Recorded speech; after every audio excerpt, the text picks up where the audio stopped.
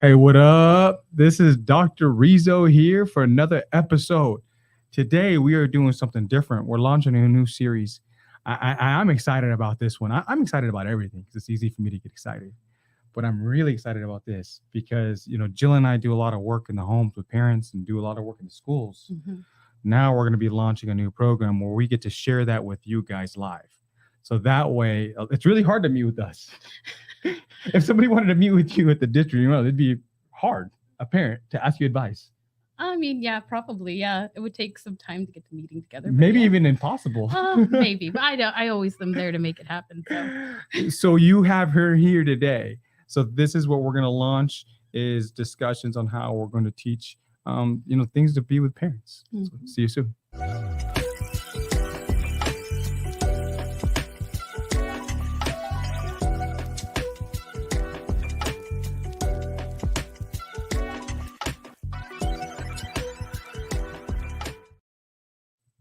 Very, very, very, very excited to be here, everyone. And I am here with my friend. Would you like to introduce yourself? Hi, everyone. Thank you for having me. I am Jillian Pedro. I'm a board certified behavior analyst, and I am a BCBA consultant for agencies in Bakersfield as well as some school districts locally. She's fantastic too. She's my consultant specifically for my company. And many people don't know what a BCBA is. Right. So a board certified behavior analyst is someone who is certified in working with individuals with disabilities to help them really use a science-based approach or a systematic approach in applied behavior analysis to make socially significant outcomes. And the thing that they're specific was what Jill studies. She gets it's a master's level. Mm-hmm. She has to study for a long time. You got to get your bachelor's. You have to get your master's. And you got your master's in counseling? Psychology. Yeah, I have a master's. So not only do you have to get a master's, but then you have to do a ton of clinical hours. Correct. When I was doing the exam, it was 1,500, but now it's 2,000. 2,000 hours. 2,000 supervised hours. So that's for some people, it's what, about a year or two? I think it's closer to like 2 years, depending on how many hours you work clinically. So it's like 2 to 3 years. Essentially, then now it could be that, yeah. And not only, and are you getting paid to do those hours? It depends. There's a lot of swift and changes, but some could be in unpaid internship, or you could get them accrued through your agency. So at times it could be paid, sometimes not. So you got to grind out for 2 or 3 years after you get your master's, right? Or unless you do it combined, because now there's a lot of combined programs, which is awesome. Very cool. Yeah. So it still takes a long time. And then once you get your hours, that still doesn't mean you're certified. No, then you have to sit for an exam. And these exams have been shown, particularly because my exam was different. My exam was a lot easier. But the exam for the BCBA has been shown to be just as hard, if not harder, than the bar exam. Mm-hmm. And the way that we know that is the passing rates. Yes, the passing rates, they've drastically changed, but I think it was like 60 to 70% passing rate. Yeah, it was almost 60%, which is like lower than the bar exam. Mm-hmm. Isn't that crazy? Right. Yep. So you have to do a lot of work, and you have to get to a lot of point to get to where Jill's at. And that's what we call board certified behavioral analysts. And they're in the schools and the home, they're the specialist with behavior. Mm-hmm. They're the ones that we call when the kids are headbanging, everything that we're doing is not working. So it's like, all right, we've tried everything. What do we do now? Well, we call the Jill, the specialist, right? Right. Am I pretty that's right? Perfect. And then we work on like trying to find the function of those behaviors and putting in implementations of strategies to help them to reduce those. Yeah. So once we call her, it's like, all right, we've done everything. Then the first thing she has to do is find the why, which is the function. Mm-hmm. Why is this happening? So it's a lot of work. You're working in the most intensive cases. Correct. But at the same time, what we've seen is we need BCBAs out there to help us in Kern County because of the need that's out there. Mm-hmm. Wouldn't you say so? Right. Yeah. And it's not just everything. I mean, everything we do essentially is behavior. But what we're doing is really helping, again, with those socially significant outcomes. But yes, the need is definitely there. And the crazy part is... And it's growing everywhere, too. There's only like 100 of them in Bakersfield. I think so. It's vastly growing. I think it's a lot less though. It No. used to be 30. Yeah, it used to be 30, and that was what, maybe 5 years ago. 5 years ago. Now I don't even think it's more than 100. More than likely, yeah. I'd have to look at the registry board. Maybe it's Less. getting there. So if you got 1 million people in Kern County, 0.0001% are you? Yeah. Yes, that's correct.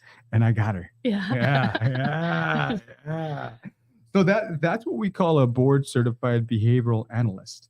And the way we work, so she works closely with people like me. I'm what you call a licensed educational psychologist, which is along the same lines of that. But what we do is we kind of peel out and we start going more and looking at the diagnoses. And I like what she does better. You know why, Jill? Why? Because I don't care what the diagnosis is. At the end of the day, we know what it's going to take. Yes. Yeah. And we know at the end of the day, it's going to be hard work. Right. And no matter what the diagnosis is, it's going to be reps. Right. Reps. And then, and consistency too. Consistency is so important when working with behaviors. So that's why, like, for me, even though I peel out and I go into the diagnoses and I look at what's happening in the brain or what we think is happening in the brain, you can't see it. What I do is I actually stay in my personal life. I actually don't look at my own diagnoses. I only look at my behavior and what are my goals and what are the steps that I'm going to take next. So I'd rather, in my personal life, take the approach of a BCBA, and I'd rather take their science over my science, because what I have found is when I apply their principles to my personal life, I've seen the most growth. Yeah. Right. Absolutely. And the basic principles are easy, right? It's figuring out your why. Yeah. Well, first it's outlining what's the problem. Right. And the environmental analysis, like looking in the environment is what I'm talking about. Like, it's really important to look in the environment to see what those things are, to see how we can manipulate them and change them. That's the best part about what we do in our science. And to be more specific, there's a science that really integrates it really integrates BCBAs, and it's called applied behavioral analysis, what we refer to as ABA, right? Yes. And within that field, it's not an easy field, but what we do is we integrate a lot of what Jill's doing into that science, and it peels into working with parents and families in the home or in the school or in a center-based setting. But before we do that, we have to do a lot of other things. That's correct. There's a lot of going in beforehand and meeting the families, meeting the clients. And, there's a lot of interviews and questionnaires that go along with it, just to kind of get a whole idea of the client so that you can get really individualized treatment. Because this is why.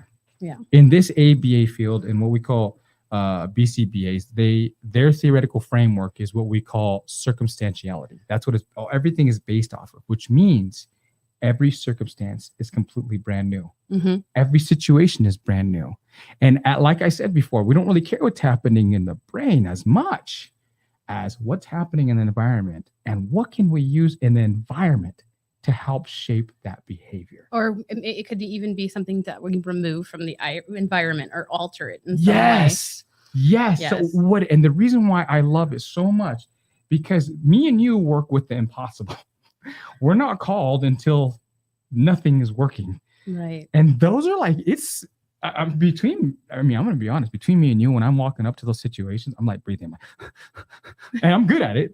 I'm used to it, but I'm still. They are adrenaline. Like, so you don't know what you're going to walk into sometimes, at least in the school environment, it's a little bit different, but in the home environment, it's kind of a little better. It's definitely different. But in the school environment, it's very fearful because, sometimes you have kids hurting themselves, hurting others. And then more importantly, you got a bunch of adults that are mad at the kid and just probably mad at you for just having to work with the kid. It's extremely, extremely hard. Yeah, but once you kind of dive into the behavior and you find out what those functions are and like what in the environment it could be.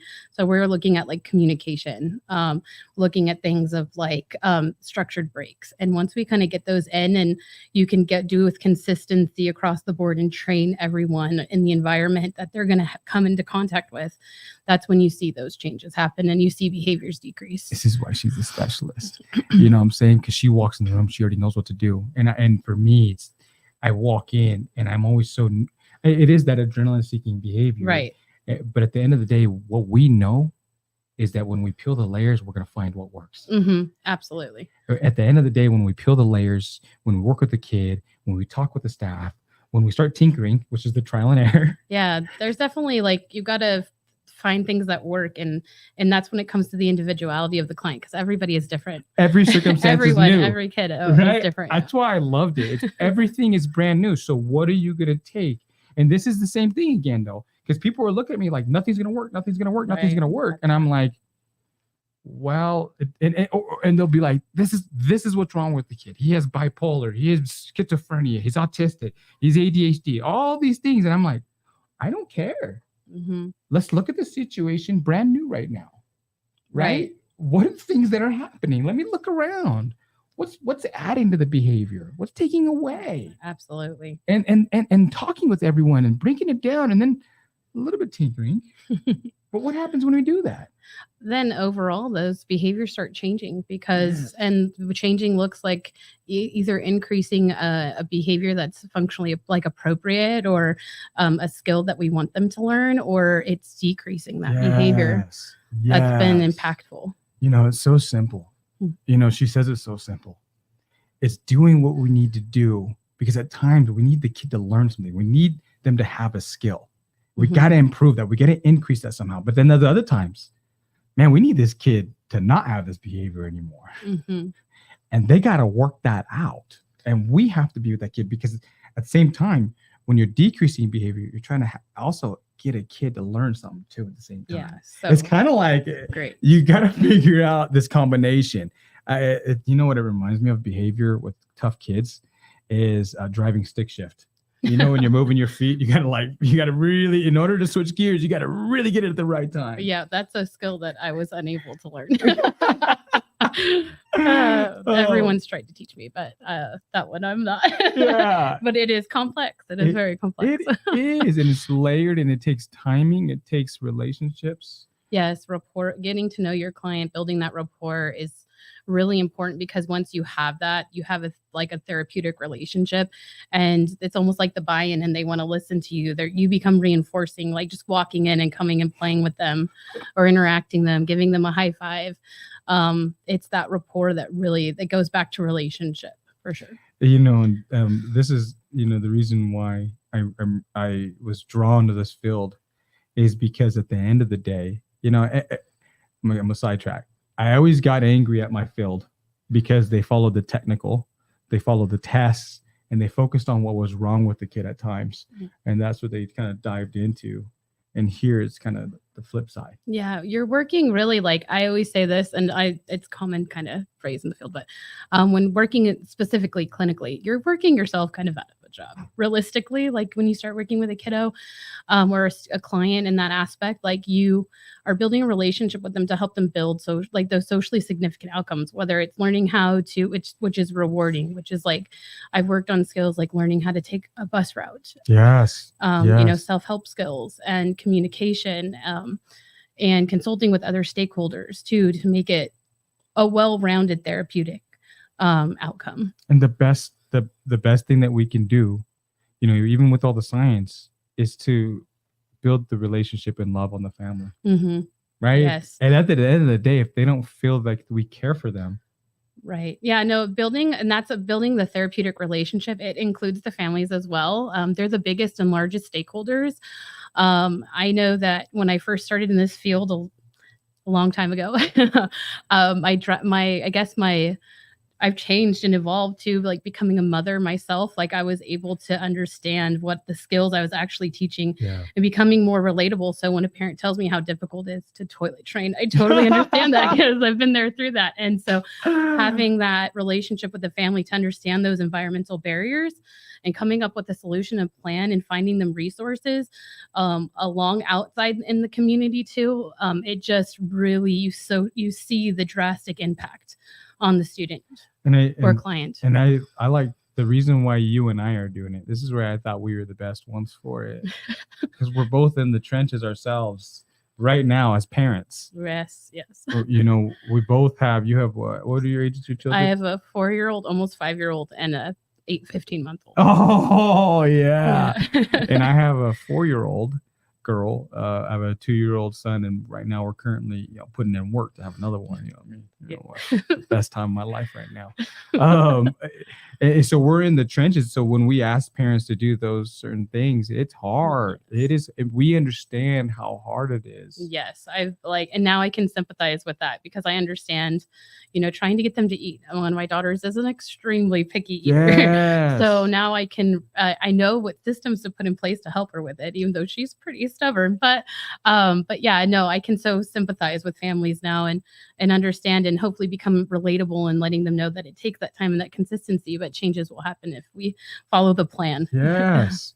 And one of the things that I learned as a parent, because, I always saw big difference between moms and dads and males and females and their relationship with their kids, right? Typically the kids listen to the dads more, right? And the kids, or they'll have more response to the male behavior. But if you see how the males are, they're meaner. I think it's kind of opposite in my house. For you, what I'm seeing is the trend. I'm the more disciplinarian. My husband lets them get away with a lot. What I'm seeing is the trend is for us. It's like the husbands are meaner, the kids listen more. But what I learned when I had my kids, that my wife's job is to nurture them. Yeah, I think that goes both ways, though. I think, I don't know. I think that kind of depends on your ideology of it. But I just, in our household, they're getting the nurture from both of us. But in that context, like my husband will let her eat ice cream for breakfast, which I know has happened. I'm the mean one. I'm like the mean one. I see something like, I'm always like growling and mad. But I would get mad for my wife giving in. Like, why are you giving in to them? You said it once. Why are you repeating yourself? Like you're causing the tantrum because you're repeating yourself. You're not following through. You're not saying what you mean. You're not meaning what you're saying. Right. You're making this worse on yourself, because my kid will come to me and cry, like, I'm gonna ignore you, and they'll just stop because they know they're not going to get their right. way. My daughter kind of knows sometimes I'm not going to feed into it, so she'll know that I will say no, and then she'll go to her dad. But yeah, no, it's because she knows her expectations with me. I set boundaries and expectations, which is one of the things that I like to super teach important. And for me, I learned to be more patient with my wife when I saw that she was the nurturer. Mm-hmm. And I saw that that's her job is to love, and her job at times is to be there when they get hurt, is to have, and for her, I feel like I noticed that she hears the cries more than I do. Mm-hmm. I don't really hear the cries. Oh, I still hear them. When they're tantruming and they're like, yeah. I don't even hear it. I'm like, oh, whatever. Right. But you know why I learned this? Do you know what I learned? That as females, when you have estrogen, it makes you more sensitive to noise. I have heard that research. That's why, like, we have more restless sleep, because we're ready to be alert for the baby. And the males is actually the opposite. They're prone to shut off the cries, because think about what 500 years ago, what was my family doing? We were hunting. Right. We were warriors. So if we let cries affect us, it gets in the way of survival. Right. I think there's some movement, because my husband does a really good job waking up with the baby when I need him to. I did good. Hey, can I tell you? I think I evolved to the next layer of man. But I still don't hear the cries as much. I had to schedule it. Oh, there you go. Does See, that- you're putting in interventions. I had a, yeah, yeah. Yeah. And that's some of the stuff that I'm learning. We're already at 20 minutes. Ooh, we only got 10 minutes left. Easy Sorry. money. Yeah. What we want to peel into, I feel like we got it really. I wanted to make sure that, we know what the science we're working with is, a lot of the practical skills. But I think the last leg we want to peel on is, as parents, what can we do as parents, and what can all of us do? And I'm not talking to you, I'm talking to everyone. I'm talking to myself too. Mhm. Parenting's hard, Yes. and doing what we preach is harder Absolutely. than saying it. Absolutely. Way harder. So we're going to go over what can we do as parents in order to help our children with their behaviors. Right. What Yeah. do you think, Jill? I know What's the that's a number hard one? one. I mean, I just with my kids, with my kids myself, I just like to set expectations with them. I set them up for success. I use a lot of the skills that I would with teaching a client. I give them priming, which is like I let them know ahead of time of changes because my little one struggles with changes. Yeah. If I'm adding a new food, I let her know what she's working towards. She has a token economy where she has chores around the house already, and they're very minimal, like cleaning up after herself. And it's just these approaches that we take and things that kind of come along with the parent training and applied behavior analysis. I've kind of taken those leadways and I've applied them. And it was difficult in the beginning, but I found my way after having 4 years. Well, my 4-year-old is the tester. I get to test everything That's on her. hard. Hey, that stuff's hard. But yeah, setting expectations, I think, is the number one, and making sure to follow through with what I say. Yeah. Because Can they you learn. give us an example of that? Like my daughter learned really quickly, like with toilet training, if she uses the restroom in the beginning, that she was going to get a reward, right? So she had to go so many times to get a reward. So she has that set expectation now. So now I got to take it back a little bit, because now she's like, oh, mommy, I went to the bathroom. Can I have another shotgun? And I'm like, oh no, we're good now, baby. You did a great job. But no, it's just that things like that. And if I promise her at the end of her week that I'm going to sit down and read her story, making sure that I'm doing that and I'm following through with what I say. Because she remembers that, because she'll be like, mommy, remember when you told me you were going to do this? Yeah. Yeah. So the first things that you like to do is set very, very clear expectations. Yes. And another way to say expectation, because there's some but also goals. Goals. Yes. And the way we want to do it, especially for kids, is be descriptive, huh? Yes. Oh, and sometimes it's more clear and concise. You don't want to add too much to it either, because like research suggests that kiddos only hear like so much of what we say. So if we give them this long request or this long goal, then we're setting them up again for failure, because they're not going to be able to remember that goal. So you want to be very simple yet specific. Yes. Like when you're describing those expectations, or like say, for example, if you're going to just set an expectation for, I don't know, being in class somewhere, right? Right. It's simple, right? But hey, before you raise your hand, I need you to raise your hand. Before you Absolutely. speak, I just need you to raise your hand. Yeah. So just like in a classroom setting, like setting expectations. So if transitions are something that they struggle with, then they're going to talk to them about, okay, this transition's coming up. This is what to expect. This is what you're going to do after you come back when the bell rings. So everything they know of, and if they become upset, giving them a coping skill or a strategy to use if they become upset during that transition. So it's all very This is so good. So what she's saying is you got to set those expectations. We got to be very clear and concise, just like you did with your daughter's pottying. Right. Yeah. If you do this, then you're going to get this. But then once you do that, once you say what you mean and mean what you say, you have to follow through. Yes. Following through is really important, because sometimes if we don't follow through, they're going to learn that we don't mean what we say. with the reward Yes. and also with discipline, Yeah, right? because the reward too, we're looking at reinforcement, but we're looking hopefully to increase that behavior. To get more. Right. If we're looking at positive reinforcement, we're looking at increasing behavior. So we want to, if we look at it in a natural setting, we get reinforced for working. We get a paycheck. Yeah. There's I love food. That's my favorite reinforcer for my Right. lunch. Yeah. My wife will take me to lunch. Thank you. see, that's an easy one. Yeah. But that's what the goal of whenever you're telling your kid, hey, if you do this, then I'm going to do this, making sure that you follow through with that reinforcement, what we call is almost reward. You follow through with that because that's going to want them to do it more. That's going to start building the skill. Correct. But then the flip side of that follow through though is, hey, I need you to do this, or I'm going to remove this. Yeah, sometimes, I mean, you might have to remove that. Hopefully, in an ideal world, we want to make it to where everything is reinforcing, but in some aspects, yeah, you might have to remove something. And at times, you have to follow through with that, even if it's hard.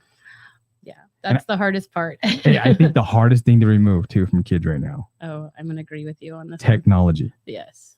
Removing so- an iPad. It's rewarding. It's extremely reinforcing, but very hard to eliminate, like to take Have away. have you tried to take away an adult's phone? They go nuts. No. And they won't, right?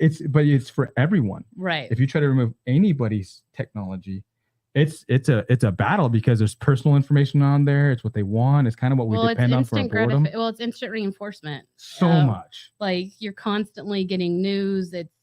It's on the schedule, and you can check it out to see what someone's doing on another side of the world. And it's tailored to show us exactly what stimulates us. Mm-hmm. It's amazing. But so that's why for our kids, it's extremely. I get why it's so hard to take that away. But at times, if we give them instructions, that's part of our behavior is following through with removing, because that'll decrease the behavior, right? It'll decrease the tantrum. Yeah, depending on why the tantrum is occurring. Yeah. Absolutely. Because sometimes there's things that are on there that are being modeled as well. Yeah, that's been the hardest part of the I know it's hard to screen everything they're watching. Yes, and even if you screen things, it still pops through. Well, because I'm not watching it the way they're watching it. True. I'm like, but I see that comes when the mom ears come in because I'm constantly listening to it. That's where these because I want to make sure that like she's not accessing something. These dad ears are terrible. I can't even smell when they use the restroom because it's like a whole senses. Wow. No, I'm like, yeah, that's a hard one. I'm like, that one's a pretty. My wife hates me for that. I'm like, no, I genuinely can't smell it. Mm-hmm. Parents, so we got about 4 minutes left. Mm-hmm. I think we brought up some major points on what they can do. The first one, you have to set clear goals, expectations. Mm-hmm. You have to follow through with what you're saying. And I think another one that just two things that you discussed today too. You have to tell people what they're going to do beforehand. Right. It's called priming. Yes, priming. Have you ever tried to tell me to do something before you prime me yet? No, I think I give you you practice. I do. I give you a heads up pretty much every time. I'm not happy when somebody tells me to do something before I'm ready, right. Or before if I don't know. And another good strategy too is offering choices. That's one of my favorites. Like I always offer my daughter choices, but I get to control what I'm choosing. Like I'm offering her. It's like they think they're in control, right? But they're not. Yes, you're controlling what options you're giving them. These things it's talking to people before what they're supposed to be doing. It really helps everyone, especially husbands. I'm telling you guys, telling what they're going to do beforehand. Hey, this is how long we're going to be there for. Right. Mm-hmm. And hey, here's a set of things you can do. Right. But these are very, very, very basic, important skills that anyone can use at any point. Yes, always. I think I'm offering choices daily, but of course I'm in the field, so I would be offering them daily. But at home, I'm constantly offering choices and giving people front loads of what's happening. And it does, overall, it becomes kind of second nature in a sense. And I think one thing that Jill mentioned in this, I'm just peeling out everything you gave so much meat in here. The thing that we have to really start using nowadays, guys, especially with technology, parents, man, we got technology, visuals. Man, your kids will go crazy over visuals. You can tell them, hey, if you do this, you'll get this. And like, nah, that's stupid, blah, blah. But then you show them a visual of that, what you're going to give Sometimes the visual aid definitely increases the behavior because they actually get to see what's going to happen. Just like a visual schedule. Just like a menu. Just like you use your date, everyone uses their phone as a calendar. Like these are all. Well, I like visuals of the menu. Yeah. It helps you know me what to get. Exactly. Well, that's why I use Yelp. I'm using Yelp beforehand to see what food I can expect. So these are all strategies that are evidence-based. They work in every other discipline. If marketing is using it, that means it's behavioral based. They're trying to get you to do something, and they're trying to get you to do what they want. And I think these are the things that for parents, these basic things, visuals. And I would say there's one last thing that I can feed you guys that really healed me. I'm going to tell you guys, I'm the most hyperactive man you will ever meet. I'm always angry. I'm yelling. I'm screaming. I'm a lot of fun though. But the one thing that saved my life was a visual schedule of what I'm going to do that day, my routine. Yeah, we talked about that. Yeah, that's amazing. That you can set that up. It helps you be successful for your day. It's what makes me who I am. I wake up at the same time. I do the same thing in every morning. I try to do the same thing every day. But the reason is that'll especially help your young boys. It really will, because what it does is it helps ground them where they don't feel so overly stimulated. And so to me, guys, using visuals, I have a visual calendar on this. Oh, I see my beautiful wife, family. I didn't even know that. Dang, this is really clear, Mike. This is very good. Jill, we got one last minute. What's one last thing we can leave our parents about what they can do? I just think over general, like everything we've talked about, just trying to look into that and being consistent with it. I know that was hard for myself as a parent. Like on the days of especially toilet training, those were the hardest. Not giving up, staying consistent with it, because she's toilet trained, I stayed consistent with it, and we can do that with anything. Yes. So picky eaters, the whole 9 yards, as long as we stay consistent. The key is consistency. I love it, Jill. I really appreciate you coming on. Oh, thank you so much for having me. Did you enjoy it? I did. This is fun. It is fun. I told you. So the next thing we're going to do, guys, every week, we're going to have different topics. We're going to have different speakers. Jill's definitely going to be back on. But what we want to give you guys is lots of life and more specific examples of what we're going to be reviewing. So everything that we discussed today, we're going to be a lot more specific and have different ways of giving it to you. So if you have any questions, if you have certain topics you want to cover, please reach out to us. Please reach out to us through the comments on here. If you would like to get a hold of me or Jill, what's the best way to get a hold of you, Jill? Probably through my email. What is it? It's jpedrobcva@gmail.com. There you go. Thank you. And mine is rizo.psy.services@gmail.com. Thank you, everyone listening. Yes. Peace. Thank you so much. Have a good night.